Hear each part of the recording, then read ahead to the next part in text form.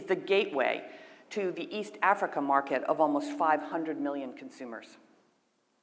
Kenya is the regional logistics hub. Kenya is the leading regional financial hub. And Kenya, with its Silicon Savannah and super smart engineers, is the region's ICT hub.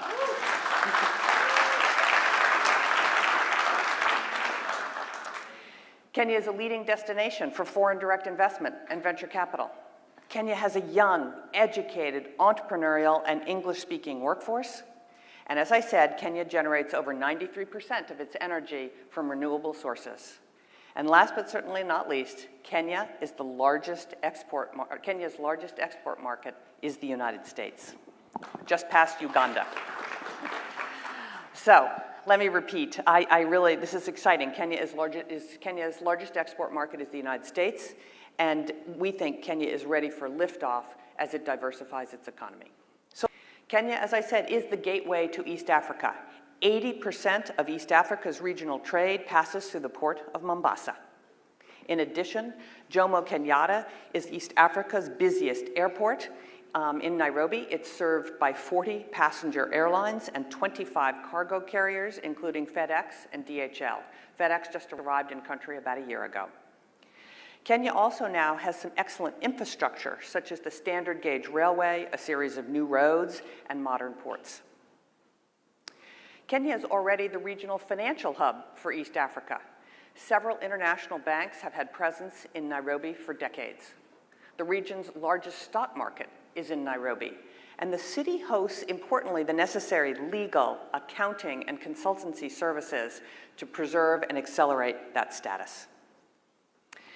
Now, one of the main reasons I brought the roadshow to the Bay Area is because Kenya's vibrant technology community, known as Silicon Savannah, is very exciting, and I know His Excellency is going to talk more about it.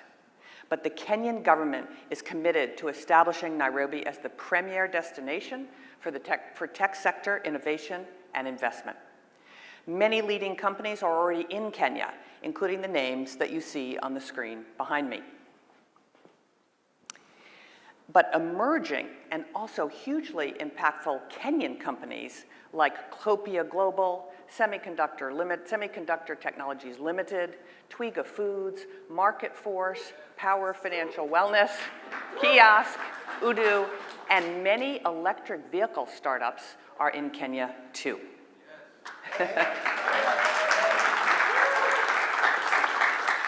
Now, I have met these companies, I've visited their operations, and what I see happening has many of the critical components that will make Silicon Savannah a reality. At the nexus of finance and technology is one of the most impressive companies I've seen in my 30-year history in technology, and that's M-Pesa. Kenya's innovators invented M-Pesa in 2007, and by 2010, M-Pesa had become the largest mobile money network in the world.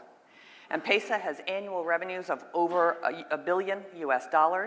There's $360 billion US that flow through the platform, and it's an open API with 60,000 developers writing apps for M-Pesa. And what M-Pesa did, it solved one of the biggest problems in mobile money. Mobile, secure, ubiquitous, low-cost payments. M-Pesa has over 50 million customers in 7 countries, is involved in 70% of Kenyans' transactions, powers over 5 million businesses, and catch this, 59% of Kenya's annual GDP flows through M-Pesa. 70% of Tanzania's GDP flows through M-Pesa. And you're going to hear from the CEO of M-Pesa in just a few moments this morning. So, let me tell you something. I know a little bit about this business because you might remember when I was at eBay, we bought PayPal. And I can assure you that M-Pesa is extraordinary. M-Pesa alone, I think, demonstrates the brilliant business minds at work in Kenya that are devising African solutions to global problems.